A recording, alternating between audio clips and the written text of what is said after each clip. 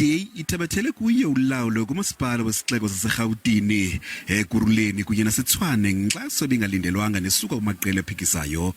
Lo mbutho uthi kulungele ukusebenzisana nawo wonke umbutho ofuna ukulungisa abamasipala. The EFF and ActionSA's support for our candidates came with no strings attached. And everyone who voted in support of a DA candidate yesterday knew that we would not allow a gun to be held to our head in this arrangement. Kumasipala umbhaxo senesimandela Bay eMpuma-Koloni, unkosikazi Eugene Johnson uyabekwa njengosodolophu lomasipala emva kokuphumelela ngevoti enye ebetha umgqatso we-DA unqababhanga. eThekwini yaphazanyiswa intlanganiso yeBhunga ngethuba abantu bembonzeleka phakathi kuyo nokutyholwa ukuba bangamalungu e-ANC. Ngoku le ntlanganiso yeBhunga seThekwini iza kuhlala ngomso.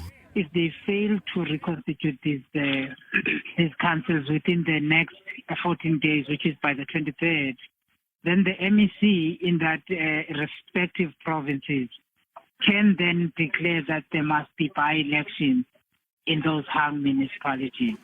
Nangona i-DA inosodolophu bayo kwaba masipala bakhulu kodwa umbuzo ngoku ukuba iza kusebenzisana njani namanye amaqela. There is no agreement here regarding how to control those councils. The only thing the DA knows is that they have got the mayor's position, they can constitute council, but under what condition will their council survive? What is there to be achieved? What is it that the opposition parties even want besides just removing the ANC?